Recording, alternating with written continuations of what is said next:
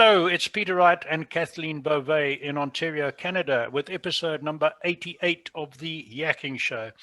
This is where we talk about life, business, and more, and we bring you tips and ideas for the changing world we're living in at the moment, and it's certainly changing every day. As always, we have interesting guests. Today is no exception, but I will first hand over to Kathleen and welcome her as my co-host on the Yakking Show and ask her to introduce our guests. So, hello, Kathleen. How are you doing down there in Waterloo today? I'm doing great, Peter. Thank you so much. And thank you all so much for tuning into our show. We so appreciate you and we love reading your comments. So please keep them coming. And if anyone out there is interested in being a guest on our show, please don't hesitate to reach out to Peter or myself, and we'd love it if you're interested and like our shows to subscribe to our YouTube channel.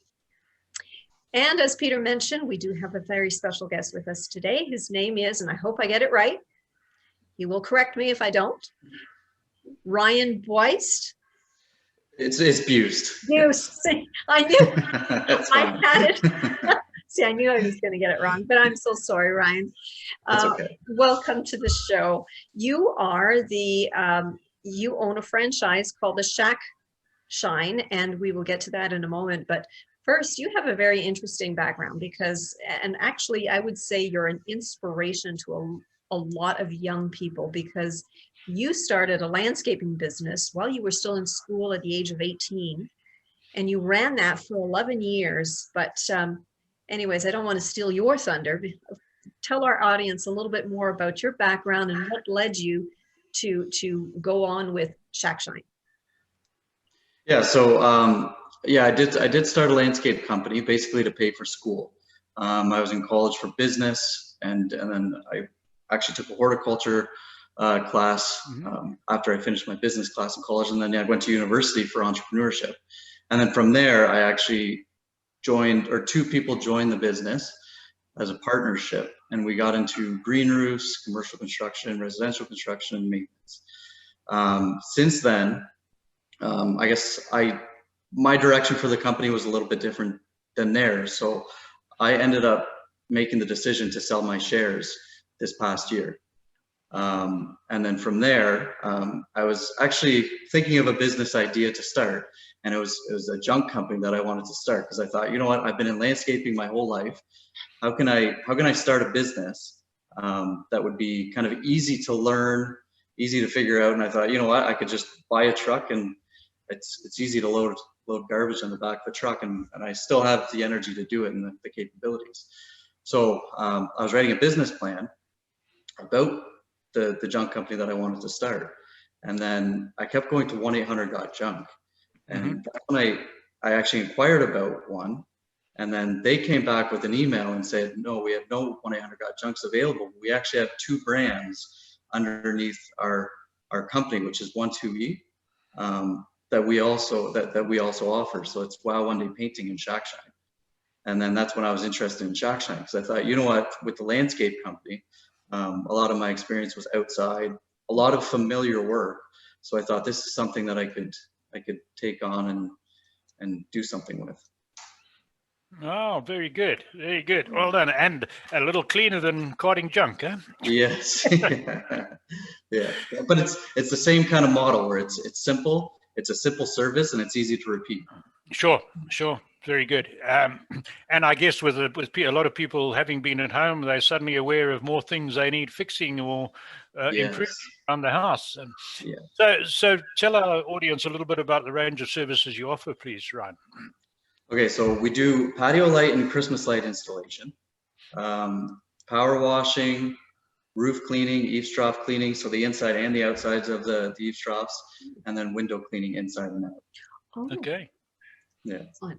Excellent. So we mentioned earlier that this is a franchise. So what are the advantages, or what drew you, first of all, to a franchise model? And are there any advantages of working with a franchise? Yes, actually, you know what, when I first went for the franchise, I wasn't totally sure if I was sold on it right away, but now that I am part of it, I do see the advantages of it. So I think the biggest advantage for myself is the marketing, because they've got marketers kind of behind the scenes that they know how to target your audience, they know how to teach you about the audience, but there's also the capabilities they have. Like, we can book certain things online. Their online game is a lot heavier, a lot better than it would be if I started out on my own. And then it's kind of nice because it's essentially a partnership. So it's nice having that company kind of behind you that's going to hold you accountable. And I think that's the biggest thing for me. Right. And out of curiosity, are you still working during the COVID, everything going on with this pandemic? Are you still able to work? Yeah. So technically we are able to work because we are considered maintenance. Okay. So maintenance is still an essential service. So we have been able to keep up with the work. Oh, very good. Oh. Very good. Yeah, excellent. And what's the geographic range that you operate in, right? Yeah, so we do Cambridge, Kitchener, Waterloo, and Guelph. Okay, so that's quite a big area, right? Yeah. And is that a similar area to the one you operated in for your previous business? No, actually, it's not. Oh. Yeah. So that business I started, we lived in Burlington. I grew up in Burlington. Okay. So I started it in Burlington. Right. And then we ended up buying a shop in Hamilton afterwards. So.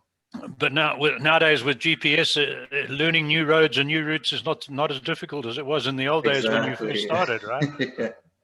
Yeah. Good. So what sets you apart from a small independent contractor doing similar sort of work? I think it's just the service level. Like, I guess the one thing with the franchise is because we do have that team, and like I said, there is a team behind us that's holding us accountable.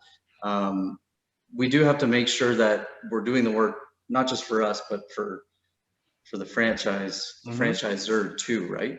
Because if we're not doing a good job, they're hearing about it too. So the success of the company is not just your own success, but it's affecting others too. Sure. Mm-hmm. So you mentioned that one of the advantages of being part of a franchise is really the marketing, which is huge because there's a huge support to drive it. But I know that you've recently joined the Chamber of Commerce. Do you think that has been very helpful to you as well? Oh yeah, it's been very helpful, and actually Lisa's been helpful too. Right. I don't think, because I started this business in August, and it was one of those things where I just had to work hard at it. I don't think I've actually seen the whole benefit of the commerce, but I guess what has worked best for me is social media. Mm-hmm. So Instagram and Facebook, like, we're very heavily focused on that. And obviously a company like ours, a year ago, their best way of marketing was kind of like the ground game, the guerrilla marketing, where it's lawn signs, door hangers, knocking on doors. Because of the pandemic, we weren't able to do that. So when I joined the company, they were kind of like figuring out a better way to market the company that they couldn't anymore because of the pandemic. Right. So they decided to focus more on social media, and that's where our target audience is. It's Facebook and Instagram. So it's worked out well for us. Now, are you allowed to incorporate some of your own marketing ideas, or did they allow that? Oh yeah. Because it is your business, so you are allowed. Certain things you should get approved from a franchisor, but for the most part, you can run it like your own company. Excellent. And what's your lead time? So somebody, they go, well, okay, right now people are not entertaining at home very much, but in a normal world, couple are sitting at home and the in-laws are going to come and visit, and they suddenly realize all the windows need cleaning desperately, and mother-in-law is coming next weekend. What are we going to do? How quick can you get in and do that sort of work for them? We do our best to get in within the week. Within the week, okay. Yeah. So the idea with the business actually is one day that maybe when they do call on Shack Shine, we would be there that same day or the next day. That's kind of what we try to do, because when people want windows cleaned or gutter cleans, they don't want it 2 months from now. They want it when they're calling. Absolutely. Right? Usually they need it that week done. Wow, that's good to know. So anyone listening or watching this in a couple of months' time and you're threatened with a visit from the in-laws and you need some urgent cleaning up, get hold of Ryan. Yeah. So I got another one for you, and this is nothing to do with house cleaning or detailing at all, but you were successful in your first business from a very young age, and it looks like you're making a good go of this one. So what sets you apart when we know that something like 80% of all new businesses fail in the first couple of years, and especially amongst entrepreneurs, many don't have a good plan? What's your secret of success, Ryan? What sets you apart? I guess what I live by, or what I really, the foundation of when I do run a business is I do depend on faith, focus, and effort. Those three things I base is what I live by. You got to have faith in the system, faith in your product, right? And then you need the focus, because I think one thing with business is there's so many shiny objects. It's easy to kind of get confused and not sure exactly what to target or what to focus on. So it's like, I think you need the focus, especially when you're in business, and then the effort has to be there. Like, I know this is a franchise, but this isn't a franchise where you open up and there's a big lineup of customers waiting for you. Like, you got to grit and grind for the customers and for the business. So I think it's those three things that I really focus on, and I think that sets me apart from other people. Right. That's I'm glad to hear that, because we're getting similar answers from all the successful people we interview, and focus comes through loud and clear, and avoiding distractions. Isn't that right, Kathleen? Some of the highly successful people we've interviewed who are consultants to multi-million-dollar companies, they're saying what sets the successful ones apart is, as you say, faith, but focus. Just focus on the main activity. But a lot of those people, Peter, they started business into, their 30s, and a lot of them that we've spoken with, 20s. Yeah. You, Ryan, were 18 years old. That's right. Where did that inspiration come from for you to start at such a young age? Do you come from a family of entrepreneurs, or how did that start? I mean, my dad was a business owner. He owned his own mechanic shop. I think the reason I actually started it was because the business that he was running, he had a fire at the shop. So he was actually going to pay for part of my tuition. But then after that fire, there's certain issues with insurance. He sat me down and he said, I won't be able to cover what I said I would cover. So then I was thinking about my hourly wage job that I had at the time, and I was doing the math, and I thought, you know what, I'm not going to be able to pay for school. So then I had the decision to start a maintenance company at the time, because I knew landscaping. I'd worked for a landscape company for 3 years, I think, prior to that. And then from there, I worked out a deal with my boss that I would do 2 days for myself and 3 days for him. But then by probably around June, July, I was full time. And then I just stuck with it. Excellent. And were you able to grow that just from word of mouth? How did you come to grow it? Yeah, since I had the 11 years and about 7 of the years were in school, most of it was word of mouth. I mean, I would hand out brochures and stuff like that, but I think another thing that really attracted me about the Shack Shine company was they want you to own the neighborhood, kind of like own the street. And I think that's kind of what I saw early on with my company, is when we were doing maintenance or construction jobs, we would do it for like a street at a time. We'd have like 8 or 9 customers. And I think with Shack Shine too, I think that's what attracted me to it, was they tell you to own the neighborhood. And Right. I've got a question for you, which is not related to your current business at all, but it's out of my interest, and I think a lot of our members of our audience will find it interesting. You mentioned living roofs, and because I have had horticultural and farming interests of my own over the years too, I've paid some attention to that. What's happened? There's very little publicity about that I've seen nowadays. Is that trend continuing? Is it dying? What's happening there? No, I think the business from when we started actually building the green roofs, I think it's all the same. Toronto came up, and I'm not sure exactly when, but they came up with kind of a mandate where any building that was over a certain story level or size, they would have a certain percentage of green space on it. So I think that was 25%. So basically, most buildings that you see going up in Toronto, they require a green roof on them. Okay. Oh, interesting. And that has some energy advantages. It tends to add an additional level of insulation to the building, does it? It does, yes. Yeah. Yeah, and then it helps with the storm runoff too, or the water Yes. runoff. So the sewers and stuff don't get all backed up because the roofs are catching them. Of course, yeah. That's a big advantage. Yeah. Yeah. Hadn't thought of that one. Mhm. So where do you see yourself going now on Shackshine? What's the future look like, Ryan? I would say the plan would be to build it. Just to keep building it for the next 5 years. I hope to actually have it operating completely in 5 years, and then maybe I'd buy into more franchise or for more area and start that up. But yeah, the 5-year plan is to build the company big enough so that it runs itself well enough. Excellent.